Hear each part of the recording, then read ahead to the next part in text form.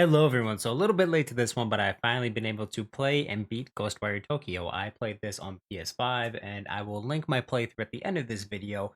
Got part 1 to part 6. It took me a little less than 7 hours to be the main campaign of this game, but I've played close to around 12, doing a lot of the side missions and just kind of ranking up in the game. So yes, without further ado, let me get into my review for Ghostwire Tokyo. So Ghostwire Tokyo is an action adventure game. It was developed by Tango Gameworks and also published by Bethesda. It released a little more than a month ago, so again, I'm a little late to this one, but you can either play this game on Microsoft Windows through Steam and or any of the basically Windows game applications, or PS5. It's an exclusive for about a year until it goes on Xbox, and all the other consoles. But basically, the plot of Ghostwire Tokyo is that nearly all of the citizens in Tokyo have vanished mysteriously, and very ghostly spirits, or known as visitors in the game, have invaded the city.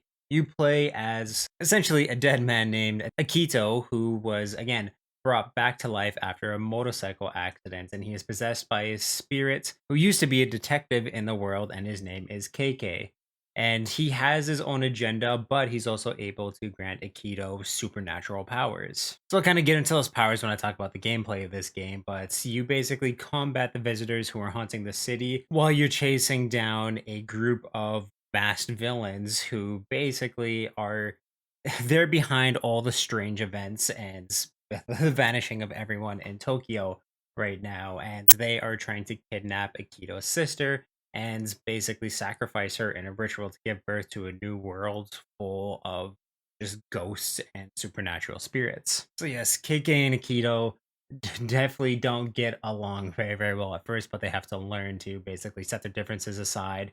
And again, their agendas are a little different, but they're similar enough that they realize they have to work together to take down all the threats that are haunting them right now in Tokyo. So the various paranormal abilities that you're given to fight all the spirits, like ghouls and ghosts haunting Tokyo, kind of feels like karate magic in a sense, but you have like a bunch of hand gestures and different types of spells that you're able to cast at your enemies, and they're all kind of used for combat. And sometimes this game will swap in between having KK possess you and other times having him not possess your body, and you're left with nothing but a very powerful bow and arrow, and you have to use stealth tactics to take down the enemies that haunt you. But yeah, there's three different types. One is air, and it's the one that I use the most. You'll have a lot of ammo with it, and it's just basically light, simple attacks that you can also charge up to hit a little bit harder, but of course it takes a little bit of time to charge up, and you have a chance to stagger in. But it's basically the green is your air, and it's just very quick movements that you're able to, again, just shoot down, stagger some of the enemies. It's good for taking down a lot of the lighter enemies or air enemies that you have to deal with. There's also a water ability, which basically sends like a long streak across the screen. It doesn't really have much range, but it's very good if you're getting swarmed at a point in time to switch to this one. And you switch the abilities at least on when you're playing with the PS5 controller. On the little D-pad that they have, you just swipe on it, or the little touchpad, I should say, and you're able to change your ability. So yeah, the water one's good for crowd clearing and knocks enemies back, and you can also charge it to deliver just a harder hit, but of course it takes longer to do so. And then the last ability that you have is your fire ability, and this one packs a punch. It's basically like a shotgun effect, but a single projectile that fires straight on, where the other ones can track a little bit, but yeah, this one straight on, but it does a lot of damage, and it's good for dealing with a lot more mini boss or boss like villains that you're fighting in, because again, it packs a huge punch, and it's just really good for taking out those bigger enemies that require a lot more damage to be took before they fall. So again, swapping between them is pretty easy. I never really had problems with the touchpad, but there was one thing with the touchpad, not combat wise, that I was having a bit of problems with, but there's solved around this, which I'll kind of get into. But yes, the combat in this is very, very fun. It's definitely what kept me playing and interested in most of this game. I did find that the plot of this moved really, really slow sometimes. I'll get about the cutscene issues that I had with this game. But yeah, the combat is very, very slick. It's super fun. You can sprint around it. It all feels absolutely great. Some of the parkouring in this can feel good too. Don't expect anything like Mirror's Edge type parkour, but that you can move pretty freely around the city, and there's a lot to do. If you need to get to higher up vantage points, there'll be some you can't harm them in a way, but some flying enemies that have a grapple ability that'll basically, again, you just use your string, fly up to them, and it'll want to. Buildings are just higher ledges. That's kind of the only thing up to them. There's no ladder nearby. There's also too with the combats where enemies will take a certain amount of damage and then they'll be staggered enough where they'll have a core inside. And if you hold down on the left trigger in the game, basically you have this. Again, all the hand gestures are super cool that they have in this game. Feels very like anime in terms of how they're doing it. But yeah, core will come. And you can either go straight up to them and rip it out depending on how close you are. But if you're a little far away and you want to take them out from a distance, you basically throw this whip at them and you'll essentially like pull them, gain leverage around your like arm and basically pull their core out, and that's how you defeat them. So you can just hit them with spells as much as you can to take them out, but you get a lot more points and it can be more combat safe for you to take them out at a distance if you're being pushed instead of going in and ripping it out. Because if you do any of these abilities, or sorry, if you go to like rip it out and there's enemies around you, they will attack you and also to break you out of kind of like that cutscene, and the enemy will still be up. A good way to take care of the enemies too is there's a bunch of gates that the supernatural enemies will be spawned from. So you have to basically go up to them and you just hold left trigger and cleanse gate. It opens up a bunch of areas that you weren't able to get to beforehand. You can see where you need to go, but there's a very dangerous fog that if you go into it, if you're in there for long enough, it will kill you. I don't believe. Yeah, no, I actually never died playing this game. It is pretty easy to get the hang of. But yeah, cleansing the gates will dissipate all of this fog, and it's really easy to traverse around the city. There's a lot of health and items that you can find in and around that will either, again, health during combats. You just have to hold down on the triangle button and get your health back. It's just consumables that you find. There's also too a bunch of animals running around the city, and you can give them like dog cat food. And when you do this, they'll basically take you to a place in the city that'll have coins, or there's little statues that you pray to, and they will give you more charge on again your supernatural ability because they do have ammo. And yeah, once you break them and pray to them, they will again just upgrade those abilities. To find more ammo, they'll basically be like floating objects that you just go up to, punch, and it will give you your ammo back. So it's definitely good in a fight or before fights to go around and be certain you have as much ammo as you possibly can because you can get overwhelmed sometimes in fights. And there's a bunch of shops you can go to, and then there's also basically like this paper that you have where there'll be souls floating in and around in the world. So if you bring this piece of paper to them and absorb them, they will give you like you basically absorb their souls, and then you can go to phone booths. And in these phone booths are basically all like supernatural conductors that you put the piece of paper to, and those souls transferred to one money you can use to buy all these consumables and items, and also two XP to upgrade your character, which will basically just further enhance your abilities as you go around. So, say your attacks will have more attack radius, so they'll charge up faster. Yeah, just a bunch of little things like that that'll make the combat a lot smoother, a lot easier, and also to give you more power or give you more ammo. And with some of these spirits, there'll be locked areas where you have to. This is the kind of thing I was talking about with the D-pad, where it'll show you a sequence of lines. So to go 1, 2, 3, 4, for example, and you have to do that on the D-pad. And I found a lot of the times it just was not tracking on my D-pad. I had clean fingers, clean D-pad, everything like that, but it just wasn't tracking it all too well. But there is an ability you get less XP from using it. But if you just hold down square, if you're having kind of issue that I was having, KK will do it for you.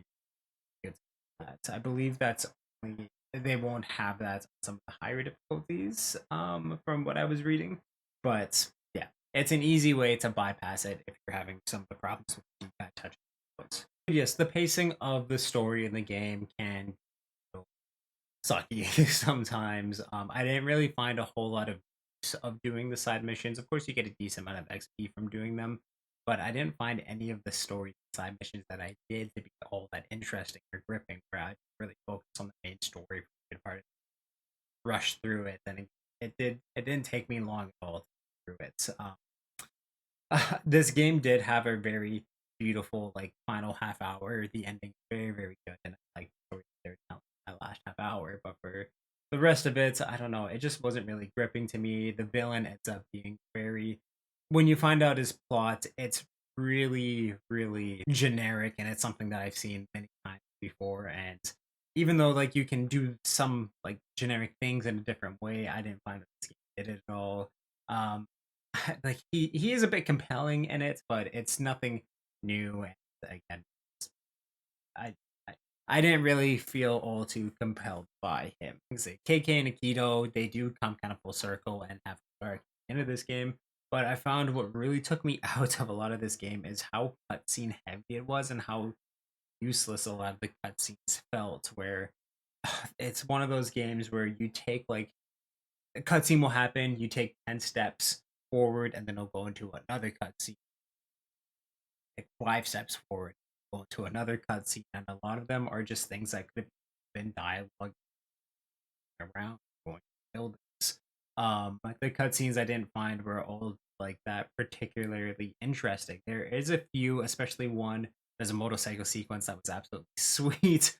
Like again, some of the cutscenes were really, really entertaining and awesome and fun to see, but then there was a bunch that were just like you're going to a certain area, a certain tower near the later end of the game, and basically like you walk forward, the camera purposely tilts up so you can see it. So you take a few steps more forward, and then it goes to a cutscene where you're just looking at it again for about 20 seconds, and there's no dialogue. It's just you know looking at the tower, and then you go up and it goes to another cutscene, just basically walking around. It's the path to look that you need to go to, and just go down. So it felt like the cutscenes just made this game a lot more tedious, and it should have been a lot shorter that way around. But yeah, some of the cutscenes did really well. I should say the majority, probably 90% of them, I felt that they were unnecessary in this game. But there are some very good ones a little later on that just either have really good action or told a story. I did not play this game in English. I did it in Japanese, which is English subtitles. It's very, very good, and the voice acting is pretty impeccable. So I think if you can manage listening to it in Japanese or sorry, reading the Japanese subtitles, or should I say English? I don't know, mind code right now. But if you're able to read the subtitles and also play the game at the same time, I highly recommend it because again, voice acting just really, really, and I think it just added a lot more to the character. But another thing that I found this game kind of lacked on was the boss fights were pretty generic and easy to figure out their attack, and I didn't find they were all too difficult. Or again, this felt really tedious to force you to play a certain style. There's one of the first boss fights that you do where you're fighting a big cat-like creature and you don't have cake with you, so you basically it's just there's a big tower in the middle that you're able to sneak through and the enemy can't get into. If it sees you, it'll spray like poison into the vents and you have to get out again. But it basically just walks in a circle, like, and that's the only thing it can do is walk in a circle around like the big structure that you're in, and you have to sneak up behind it and pull it. And a lot of them are just kind of like that, where they're really easy solved to take down the enemies. I didn't really feel threatened by anything in this game, either than one of the kind of mini bosses who is kind of looks like a mix between a character from Outlast and a character from Resident Evil Village, where it's like a lady dressed in all white with a witch hat. She has like a balaclava on and a white dress, but she has like a giant pair of scissors.